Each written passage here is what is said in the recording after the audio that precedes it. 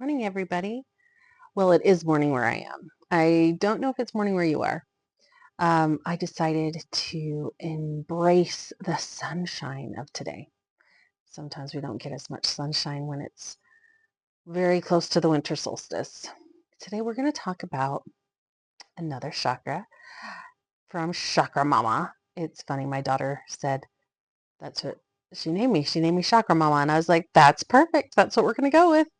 So we're talking about the third chakra today. The third chakra used to be my least favorite, but now I realize how much I love it.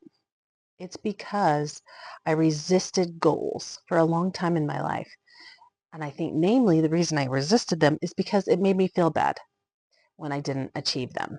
And so I resisted even making goals for a long time. The third chakra is about fuel. It is about using your will to accomplish something. And we tend to feel worthless if we do not accomplish the thing that we are setting out to do. This happens a lot with work. It can happen a lot with our children. And we judge ourselves quite harshly if we are not successful, or in our minds, we're not successful. So in our minds, success looks a certain way, but it can also, if we do not see in our lives the outcome that we're imagining, we can feel as though we're failures, which we're not. Anytime you try to do something new, it's going to be difficult. It is learning, and learning can take some time. But you just have to be patient with yourself and give yourself a little bit of grace is one of the words that comes to mind. So our third chakra is a beautiful golden yellow light that spins right there, right where our stomach is. And it's right below the ribs on the body and above the hip bones on the body. And you can feel that area when you're eating. And if you're not digesting your food well, the Chinese they call it cold stomach. And so if you have a hard time digesting your food, you may have a third chakra deficiency. One of the ways that I found best to balance this chakra was to be proud of myself for little decisions that I would make. If you're indecisive, it could be because you're always worried that the decision you're making is the wrong decision. And so you might shy away from making decisions, or it can be very difficult for you to make a choice because you're afraid that it's the wrong choice. If that is you, what you would do is be your own cheerleader. And you would literally out loud tell yourself what a good job you're doing. For example, I'm not talking about life-changing decisions here. Little choices that you make all the time. Be proud of yourself for making them. For example, you made a choice to watch this video, and you can be very proud of yourself for learning something maybe you didn't know about. And maybe that is something you should be proud of. So I would be at a store, and it's almost like I had retail guilt. And I would buy something, and then I thought, oh, I spent too much on it, or it was the wrong thing. What if I could have bought something different or better? And maybe I should have looked or researched longer to find the thing for the best price possible for my family. So what you would do is you would make that small decision. I'm not talking about buying a car. I'm just talking about smaller decisions, and say, I'm really proud of myself for making that decision. I did that. Almost literally giving yourself a pat on the back. And slowly over time, the more you give yourself a pat on the back for making a decision, you will grow in confidence in your ability to choose well. So that's good. That's one of the ways to strengthen the third chakra. Making those small decisions, in turn gaining the confidence you need in yourself. We talked about the second chakra and how it's whim. The third chakra is all about knowing what you would like to accomplish and then making that possible.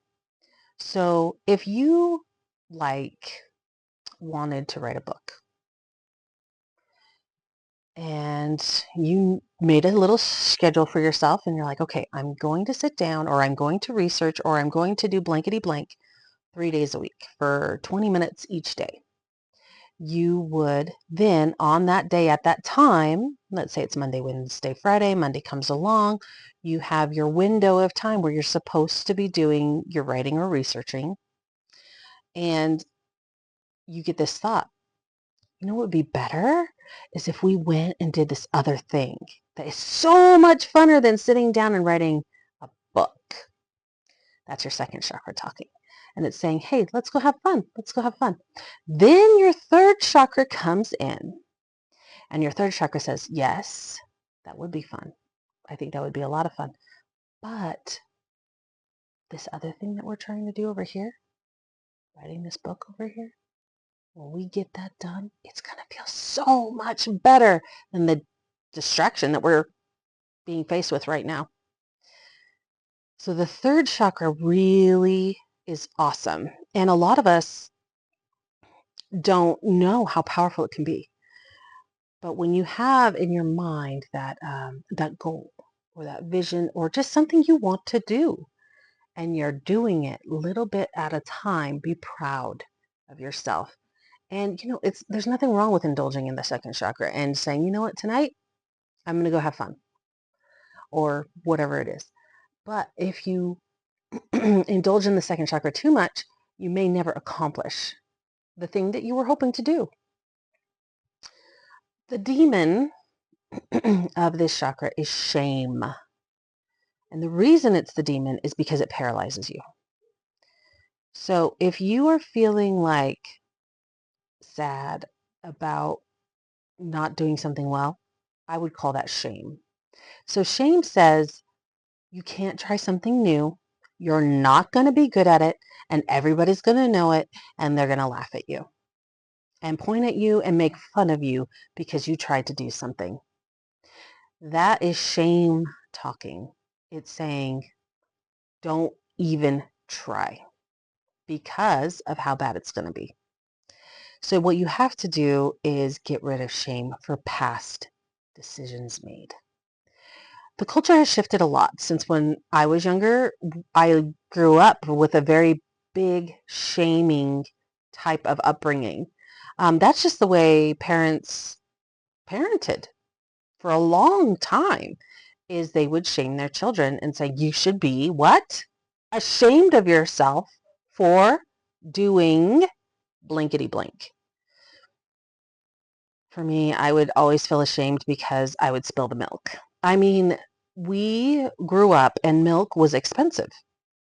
For our family, it was expensive. But my mother really wanted me to have the nutrients in the milk. She knew I needed to grow and have calcium and proteins. And so at dinner, she would give me a glass of milk. And she would set that cup in front of me. And she would say, Heather, don't spill the milk.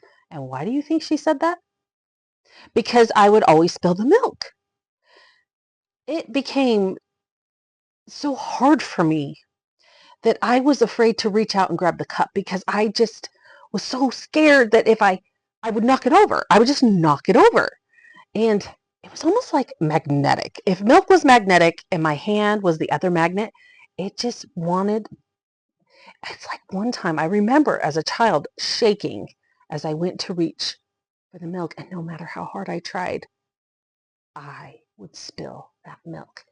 And I was like, it's the expectation in my mind. I had always spilled the milk in the past. I felt shame about it.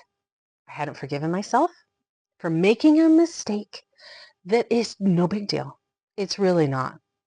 It's a mistake. Knocking over something on the wall. It was a mistake. We have to forgive ourselves for these mistakes and stop feeling ashamed for the steps that needed to take place in order for us to learn something.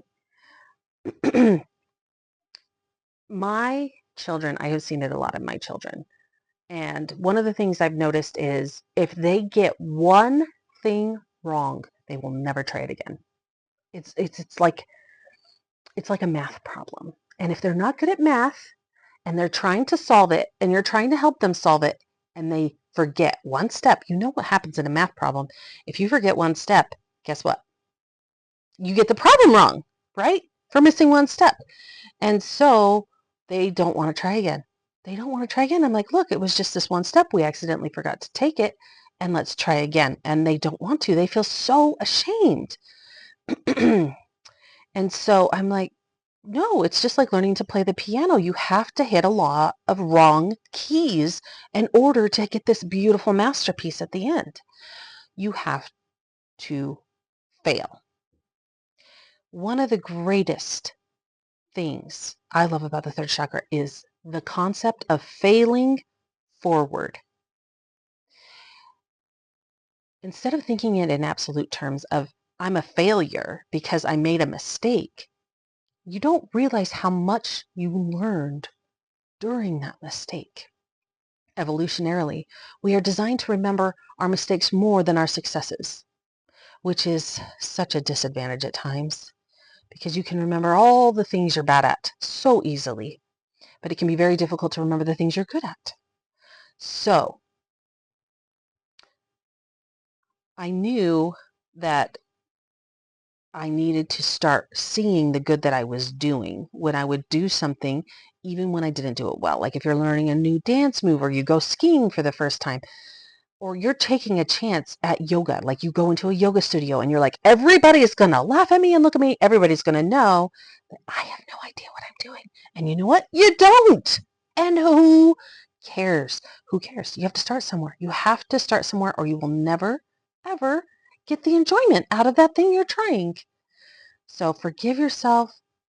Look at the progress that you learned. And yes, you will do it better next time. And you really will. And then you will do it better next time. And you will do it better next time.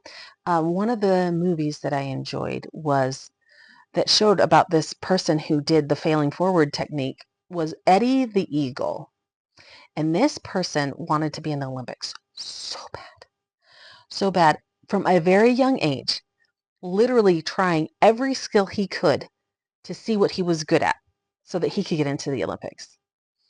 It's a fantastic story about how many times this man fell down so hard, but kept getting back up again. And each time got a little better. Each time. Because you're smart. You're smart. And you will learn. And you will grow. When we're younger, it's easier for us because we're shorter. And if we fall down, it doesn't hurt as much as when we become older. And the stakes seem smaller, and we forgive ourselves more when we're younger. Except if you're like me with the milk, and then I never forgave myself because, oh my gosh, I cost my mom a whole $1 for buying a gallon of milk, and then I spilt some of it, So you just got to breathe through that. Open your mouth and let all of that shame go. If you hold on to the shame, your chakra will be out of balance. Your third chakra will not be in balance, and you will not feel the power that you possess. You are very powerful. You really, really are. A lot of times people give their power over to someone else and say, hey, you know what? Whatever you want to do, let's do that. You make all of the decisions in the relationship, and I will just do whatever you say, because then I don't have to be accountable for any of the outcomes that happen. So sometimes people do not like it so much that they give their power away. That way they do not have to be responsible for whatever happens in their life. So what I'm trying to tell you is you're more powerful than you think you are. Allow yourself to make mistakes and then look back in your mind and tell yourself what your mistakes really were. Your best teachers. They're your best teachers. It is scientifically proven that when you take a test, if you get 5 questions wrong on the test incorrectly out of 95, so if it's 100 questions and you get 5 wrong, you will not remember the 95 you got right. You will remember the 5 you got wrong. What is that about? And that is because your brain wants you to remember so that you can fix it, so that you can learn from it. And that is why you remember the mistakes. So start seeing the good in yourself. Be proud. Be so proud of your trying to do what you're doing. Please pat yourself on the back. I have to get out of my head. My head is just always, there's a chatter that's always telling me whatever it's telling me, and it's not usually a positive chatter, if you know what I mean. It's like a negative chatter. And so I finally just say out loud. I named my chatter Helen. So forgive yourself, learn, acknowledge how great it is that you're trying new things. And if you'd like to balance your third chakra, and let's say you need to go into like a meeting or something, and you need to make a decision about something, and you have to talk to people and you have to say things you're not sure how they're going to take it. If you stand with your hands on your hips like Superman, that Superman pose, you will feel more confident if you do that for 10 minutes before the thing you need to do. So thank you so much for listening. And I will have a guided meditation after this for the third chakra that is really balancing. You are powerful. You can do this. Let go of the shame. Forgive yourself for not being perfect. Perfect is a weird thing, and it's very hard to be perfect. And please don't try. Just try to learn things. How about that? Again, thank you for joining me with this beautiful morning light at Chakramama. And I will see you very soon.